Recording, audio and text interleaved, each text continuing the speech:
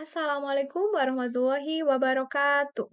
Perkenalkan, nama saya Dede Nora Sumirat.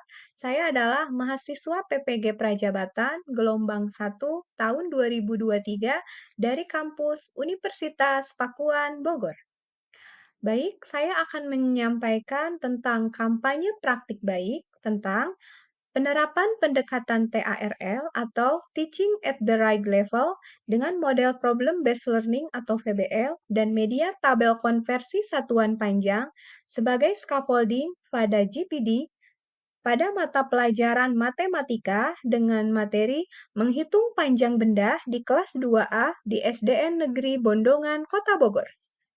Video ini saya buat sebagai ujian akhir semester dari mata kuliah Perspektif Sosiokultural. Kampanye praktik baik ini saya lakukan di kelas 2A di SDN Negeri Bondongan, Kota Bogor pada saat melaksanakan praktik pengalaman lapangan atau PPL 1. Adapun tujuan dari kampanye praktik baik ini yaitu meningkatkan pemahaman peserta didik kelas 2A pada mata pelajaran matematika dengan materi menghitung panjang benda dari sentimeter ke milimeter dengan menerapkan pendekatan Teaching at the Right Level TARL melalui model pembelajaran Problem Based Learning atau PBL dengan metode ceramah, diskusi, penugasan, dan demonstrasi dan media tabel konversi satuan panjang. Melalui pendekatan Teaching at the Right Level (TARL), dapat dipastikan bahwa materi pembelajaran disampaikan sesuai dengan tingkat kesulitan atau tingkat pemahaman dan kemampuan peserta didik. Melalui media tabel konversi satuan panjang, diharapkan dapat membantu peserta didik dalam menyelesaikan soal yang berkaitan dengan menghitung panjang benda dari sentimeter ke milimeter. Baik, yang pertama yaitu tentang intervensi penerapan pendekatan TARL, Teaching at the Right Level, dengan model Problem Based Learning (VBL) dan media tabel konversi satuan panjang sebagai scaffolding pada GPD. Baik, sebelum membahas mengenai penerapan pendekatan TARL melalui model PBL dan media tabel konversi satuan panjang, mari kita membahas terlebih dahulu mengenai yang pertama, pengertian dari pendekatan TARL, yang kedua tentang pengertian dari model PBL, yang ketiga dari pengertian scaffolding, dan yang keempat tentang pengertian dari GVD. Pengertian dari pendekatan TARL atau Teaching at the Right Level. Pendekatan Teaching at the Right Level atau TARL merupakan strategi pembelajaran yang dirancang sesuai dengan tingkat capaian peserta didik yang berbeda-beda dalam satu kelas. Pembelajaran dilakukan dengan memberikan materi pembelajaran yang bervariasi sesuai dengan tingkat capaian peserta didik. Pembelajaran sangat memperhatikan karakteristik masing-masing peserta didik. Tujuan dari pendekatan TARL adalah agar peserta didik mencapai tujuan pembelajaran yang diharapkan dan menghilangkan kesenjangan pemahaman di dalam kelas. Pendekatan Teaching at the Right Level atau TARL adalah pendekatan pengajaran yang berpusat pada peserta didik sesuai dengan tingkat capaian atau kemampuan awal dari peserta didik. Pendekatan pembelajaran ini tidak mengacu pada tingkatan kelas, namun dikelompokkan berdasarkan fase perkembangan atau tingkat kemampuan peserta didik. Contoh pengelompokan TARL yaitu kelompok kemampuan tinggi, kelompok kemampuan sedang, dan kelompok kemampuan rendah. Selanjutnya tentang pengertian dari model pembelajaran Problem Based Learning atau VBL. Model Problem Based Learning atau PBL merupakan suatu model pembelajaran yang menekankan pada pemecahan masalah. Sesuai dengan dalam model PBL, peserta didik yang diberikan suatu masalah dalam satu kelas atau situasi pembelajaran dilakukan dengan memberikan materi pembelajaran yang bervariasi. Peserta didik sesuai dengan tingkat capaian peserta dapat mencari sendiri solusi pembelajaran dari sangat memperhatikan karakteristik masing-masing peserta didik. Selanjutnya yaitu tentang tujuan dari pendekatan pembelajaran PBL. adalah Yang pertama agar yaitu peserta didik orientasi mencapai peserta tujuan didik pada pembelajaran. masalah yang Yang diharapkan kedua yaitu dan menghilangkan kesenjangan mengorganisasikan peserta pemahaman di didik dalam untuk kelas. belajar. Yang ketiga Pendekatan yaitu Teaching at membimbing the Right Level atau penyelidikan TARL individu adalah maupun pendekatan kelompok. pengajaran Yang yang keempat berpusat yaitu pada peserta mengembangkan didik dan sesuai menyajikan dengan hasil tingkat karya. capaian Yang atau kelima yaitu kemampuan awal dari menganalisis peserta dan didik. mengevaluasi Pendekatan proses pembelajaran ini pemecahan tidak masalah. mengacu pada tingkatan kelas, namun Selanjutnya tentang dikelompokkan pengertian dari berdasarkan model fase pembelajaran perkembangan atau problem-based tingkat learning atau kemampuan PBL. peserta didik. Model Contoh problem-based learning pengelompokan atau PBL TARL merupakan yaitu suatu model kelompok kemampuan pembelajaran yang tinggi, menekankan kelompok pada kemampuan pemecahan sedang, masalah. dan Dalam kelompok model PBL, kemampuan peserta rendah. didik diberikan suatu masalah. Selanjutnya tentang pengertian dari scaffolding. Scaffolding merupakan suatu teknik pemberian bantuan kepada peserta didik pada tahap awal pembelajaran. Kemudian secara perlahan-lahan mengurangi bantuan hingga peserta didik mampu memunculkan kemandirian dalam proses pembelajaran. Scaffolding merupakan teknik mengajar dengan menyesuaikan tingkat dukungan guru agar sesuai dengan potensi kognitif peserta didik. Peserta didik yang mengalami kesulitan dalam memahami materi akan mendapatkan bimbingan belajar yang lebih dari guru. Selanjutnya, tentang pengertian dari GPD. Scaffolding merupakan salah satu konsep dari GPD. Menurut Vygotsky, GPD diartikan sebagai serangkaian tugas yang sulit untuk dikuasai peserta didik secara sendirian, namun dapat dipelajari melalui bantuan orang lain yang lebih ahli, seperti guru dan teman sebaya. Kampanye praktik baik ini disusun dengan menggunakan metode STAR, yaitu situasi, tantangan, aksi, refleksi, dan dampak. Penerapan pendekatan TARL Teaching at the Right Level dengan model Problem-Based Learning atau PBL dan media tabel konversi satuan panjang sebagai scaffolding pada GPD pada mata pelajaran matematika menghitung panjang benda di kelas 2A di SD Negeri Bondongan, Kota Bogor. Yang pertama yaitu tentang situasi. Latar belakang masalah dari praktik pembelajaran ini yaitu yang pertama, terjadinya kesenjangan dalam penguasaan keterampilan dasar peserta didik. Yang kedua, latar belakang karakteristik dan kemampuan peserta didik yang berbeda-beda. Yang ketiga, kurangnya penerapan metode pembelajaran yang menarik oleh pendidik. Yang keempat, banyaknya metode ceramah yang diberikan oleh pendidik. Yang kelima yaitu pendidik belum menggunakan media pembelajaran yang inovatif, kreatif, dan menyenangkan. Yang keenam yaitu kurangnya keterlibatan peserta didik dalam proses pembelajaran. Yang ketujuh yaitu perkembangan teknologi yang semakin pesat menuntut guru untuk dapat beradaptasi dengan cepat. Yang kedelapan, kurangnya sarana dan prasarana yang menunjang proses pembelajaran di kelas. Berdasarkan hasil observasi yang saya temukan pada saat kegiatan praktik pengalaman lapangan atau PPL 1, masalah tersebut dapat menyebabkan peserta didik kurang termotivasi untuk belajar, terutama dalam pelajaran matematika. Peserta didik cenderung sering asik dengan dunianya sendiri dan sering mengobrol dengan temannya, serta kurang berkonsentrasi maupun kurang fokus dalam proses pembelajaran karena pendidik cenderung tidak melibatkan peserta didik secara aktif dalam proses pembelajaran. Dengan demikian, perlu adanya solusi perubahan untuk mengatasi situasi tersebut.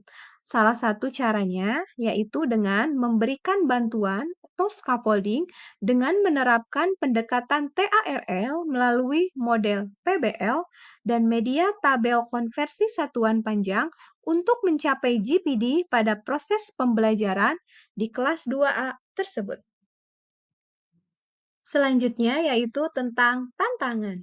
Adapun yang menjadi tantangannya, yang pertama, gaya belajar peserta didik yang berbeda-beda. Yang kedua, keberagaman karakteristik peserta didik. Yang ketiga, pemilihan model pembelajaran harus sesuai dengan karakteristik, kondisi, dan perkembangan peserta didik. Yang selanjutnya, yang keempat, pemilihan media pembelajaran yang tepat dan sesuai dengan materi pelajaran. Yang kelima, pengelolaan kelas secara tepat sesuai dengan gaya belajar peserta didik. Yang keenam, mengatur peserta didik yang malas belajar sehingga peserta didik tersebut hanya senang mengganggu temannya yang sedang belajar. Selanjutnya yang ketujuh yaitu mengkondisikan peserta didik yang suka jalan-jalan di kelas dan tidak mau duduk di kursi yang mempunyai gaya belajar kinestetik. Selanjutnya yang ketiga yaitu tentang aksi. Yang pertama yaitu menerapkan pendekatan pembelajaran TARL. Adapun langkah-langkah pendekatan TARL ada tiga. Yang pertama, mengidentifikasi tingkat kemampuan peserta didik. Yang kedua, mengelompokkan peserta didik. Yang ketiga yaitu membuat LKPD dan soal evaluasi sesuai dengan tingkatan level dari setiap peserta didik. Tahap pertama dari pendekatan pembelajaran TARL yaitu mengidentifikasi tingkat kemampuan peserta didik. Langkah awal penerapan pendekatan TARL adalah mengidentifikasi tingkat kemampuan peserta didik melalui asesmen diagnostik yang dilakukan guru di awal tahun pembelajaran. Namun, pada saat saya dan rekan kelompok PPL lain datang ke SDN Bondongan untuk PPL, yaitu terjadi pada tengah-tengah semester, maka langkah identifikasi kemampuan peserta didik saya lakukan dengan wawancara kepada wali kelas 2A, sehingga melalui wawancara ini diperoleh data tentang tingkat kemampuan peserta didik kelas 2A. Tahap kedua pada pendekatan pembelajaran TARL yaitu mengelompokkan tingkat kemampuan peserta didik. Langkah kedua penerapan pendekatan TARL adalah mengelompokkan tingkat kemampuan peserta didik. Berdasarkan hasil wawancara dengan wali kelas 2A, peserta didik dapat dikelompokkan menjadi 3 level kemampuan, yaitu yang pertama, kelompok tingkat kemampuan tinggi atau HOTS. Yang kedua yaitu kelompok tingkat kemampuan sedang atau MODS. Dan yang ketiga yaitu kelompok tingkat kemampuan rendah atau kurang atau disebut dengan LOTS. Tahap selanjutnya dalam pendekatan pembelajaran TARL yaitu membuat LKPD dan soal evaluasi sesuai level. Langkah ketiga penerapan pendekatan TARL adalah membuat LKPD dan soal evaluasi sesuai dengan level tingkat kemampuan peserta didik. Saya membuat 3 jenis level kemampuan, yaitu kelompok tingkat kemampuan tinggi atau HOTS, yang kedua kelompok tingkat kemampuan sedang atau MODS, dan yang ketiga yaitu kelompok tingkat kemampuan rendah atau kurang yaitu LOTS. Baik, berikut adalah contoh dari pembuatan LKPD sesuai dengan levelnya. Ada tiga, ada 3 LKPD ya. Yang level pertama yaitu untuk LKPD kelompok tinggi atau HOT. Yang kedua yaitu untuk LKPD dari kelompok sedang atau MODS. Dan yang ketiga untuk LKPD dari kelompok yang rendah atau kurang ya, atau dikatakan dengan LOTS. Berikutnya, saya lampirkan untuk contoh pembuatan dari soal evaluasi sesuai dengan levelnya. Ada 3 level ya, sama seperti dengan contoh dari LKPD. Jadi ada soal evaluasi untuk tingkat kemampuan tinggi, soal evaluasi untuk tingkat kemampuan sedang, dan juga soal evaluasi untuk tingkat kemampuan rendah atau kurang. Yang selanjutnya yaitu dari menerapkan model pembelajaran problem-based learning atau PBL. Untuk model VBL ini ada 5 sintak ya. Yang pertama yaitu orientasi peserta didik pada masalah. Yang kedua yaitu mengorganisasikan peserta didik untuk belajar. Yang ketiga yaitu membimbing penyelidikan individu maupun kelompok. Yang keempat yaitu mengembangkan dan menyajikan hasil karya. Yang kelima yaitu menganalisis dan mengevaluasi proses pemecahan masalah. Penerapan model pembelajaran PBL untuk sintak yang pertama yaitu orientasi peserta didik pada masalah. Di sini peserta didik diorientasikan pada masalah dengan mengamati slide PowerPoint terkait konsep menghitung panjang benda dari sentimeter ke milimeter. Sintak yang kedua untuk model PBL yaitu mengorganisasikan peserta didik untuk belajar. Peserta didik dikelompokkan ke dalam 5 kelompok sesuai dengan tingkat level kemampuan dan setiap kelompok terdiri dari 5 orang. Setiap kelompok diberikan LKPD yang sesuai dengan level tingkat kemampuan kelompoknya. Sintak yang ketiga dari model PBL yaitu membimbing penyelidikan individu maupun kelompok. Peserta didik secara berkelompok berdiskusi dan menuliskan hasil diskusi mengenai menghitung panjang benda dari sentimeter ke milimeter. Selanjutnya, peserta didik didampingi oleh guru dalam menyelesaikan masalah, terutama peserta didik yang kesulitan dalam mengerjakan LKPD. Sintak yang keempat dari model PBL yaitu mengembangkan dan menyajikan hasil karya. Di sini, peserta didik bersama kelompoknya menyelesaikan masalah tentang menghitung panjang benda dari sentimeter ke milimeter. Selanjutnya, setiap kelompok mempresentasikan hasil diskusi dari tugas LKPD yang sudah dikerjakannya di depan kelas. Sintak yang selanjutnya yang kelima dari model PBL yaitu menganalisis dan mengevaluasi proses pemecahan masalah. Di sini, kelompok lain mendengarkan dan memberikan tanggapan terhadap hasil diskusi dari kelompok yang ada di depan kelas. Dan selanjutnya, peserta didik diberi penguatan yang telah diungkapkan oleh kelompok lain dan juga oleh guru. Untuk yang selanjutnya yaitu aksi. Aksi di sini yang ketiga yaitu tentang menerapkan metode ceramah, diskusi, penugasan, dan demonstrasi pada proses pembelajaran. Yang pertama yaitu dari penerapan metode ceramah. Metode ceramah digunakan pada saat guru menjelaskan tentang kesepakatan kelas, menjelaskan materi pembelajaran, tentang cara menghitung panjang benda dari sentimeter ke milimeter, dan juga menjelaskan tentang alat ukur yang baku dan satuan baku, dan pada saat menjelaskan langkah-langkah pada pengerjaan LKPD.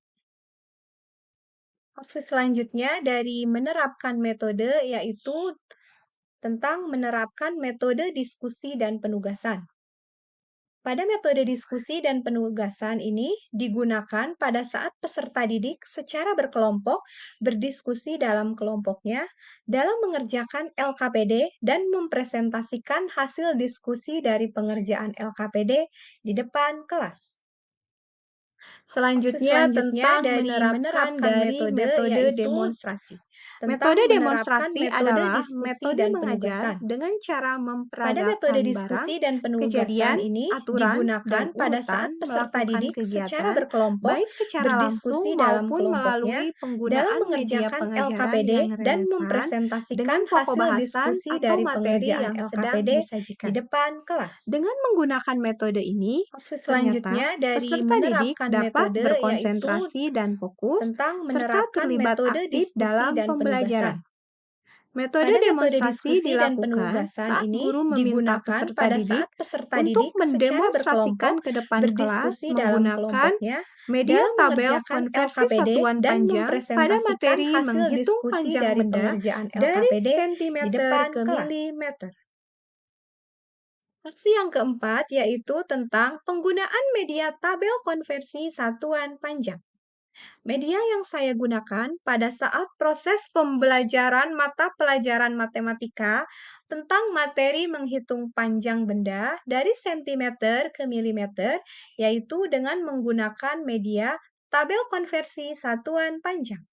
Tujuannya adalah agar peserta didik menjadi lebih mudah dalam menyelesaikan soal menghitung panjang benda dari sentimeter ke milimeter.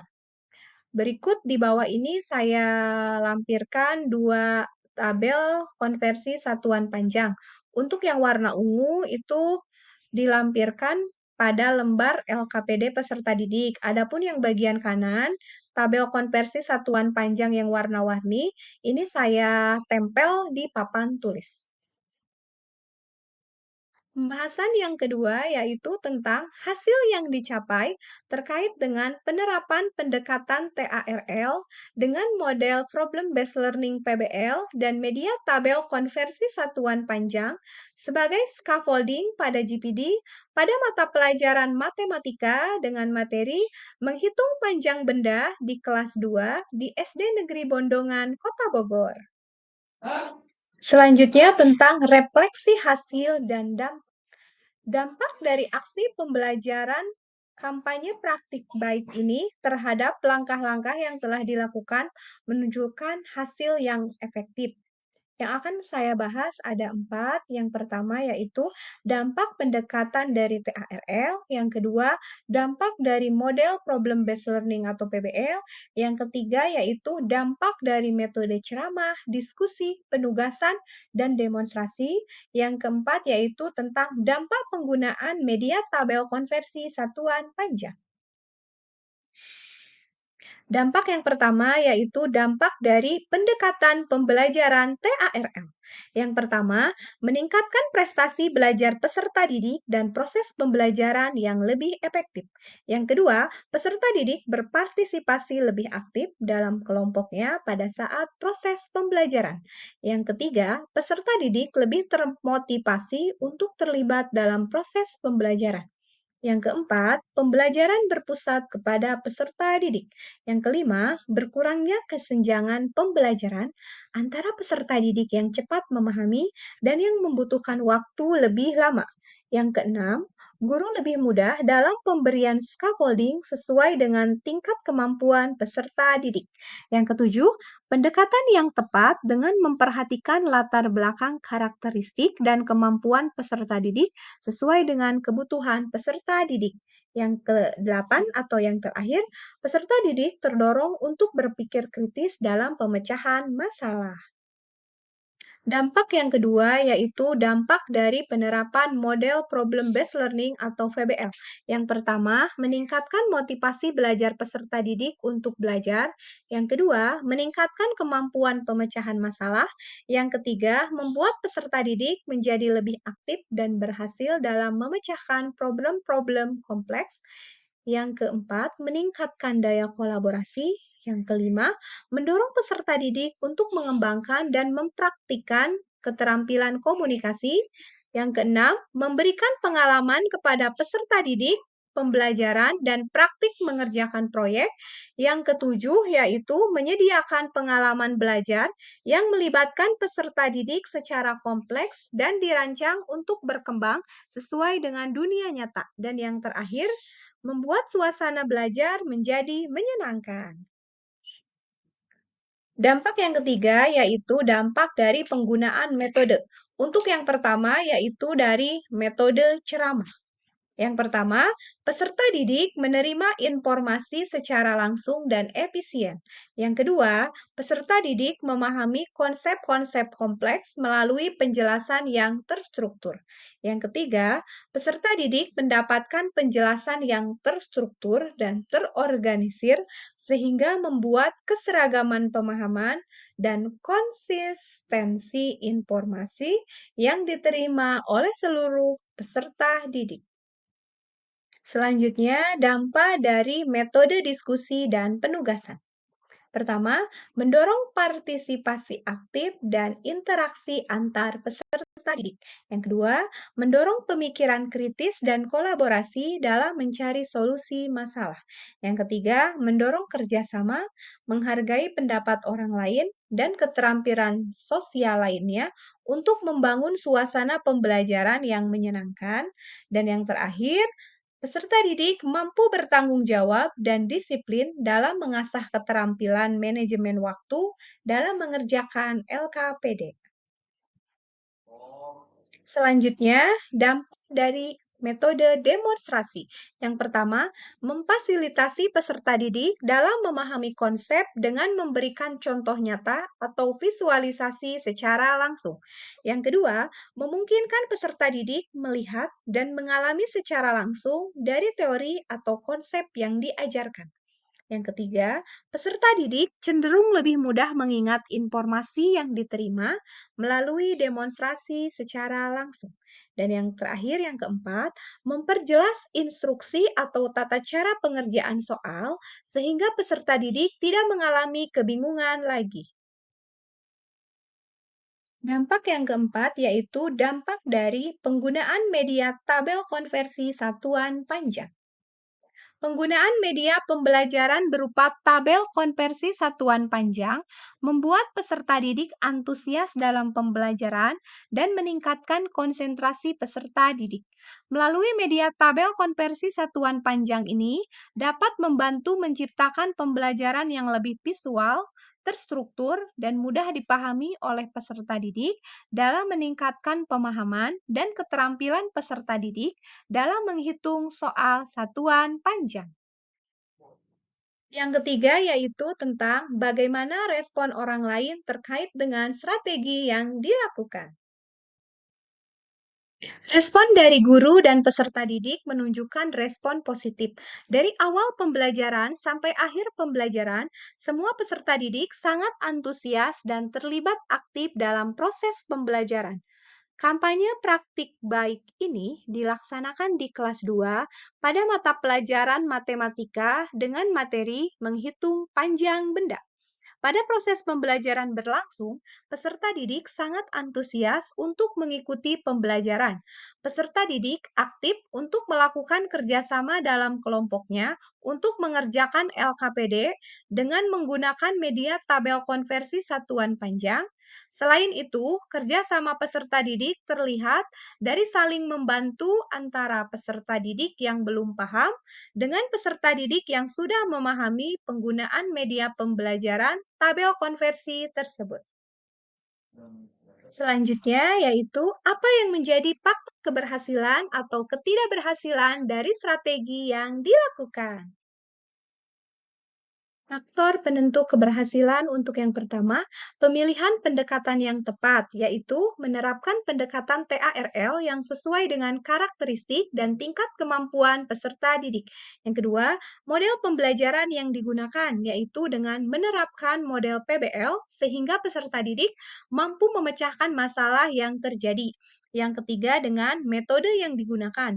Karena metode yang digunakan bervariasi sehingga proses pembelajaran menjadi lebih menyenangkan. Yang keempat, penggunaan dari media pembelajaran yang relevan dengan karakteristik dan tingkat kemampuan peserta didik.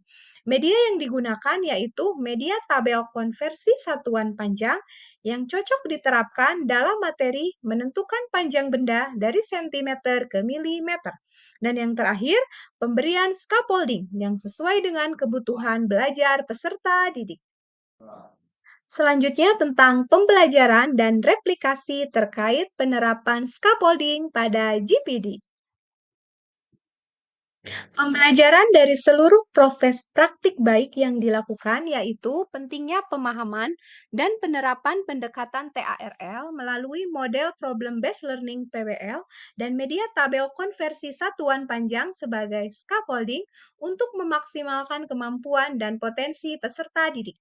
Dengan menggunakan pendekatan, model pembelajaran, dan media pembelajaran tersebut dapat menjadikan pembelajaran menjadi lebih bermakna kepada peserta didik karena dapat memfasilitasi kebutuhan belajar peserta didik sesuai dengan tingkat kemampuan, karakteristik, dan keberagaman peserta didik.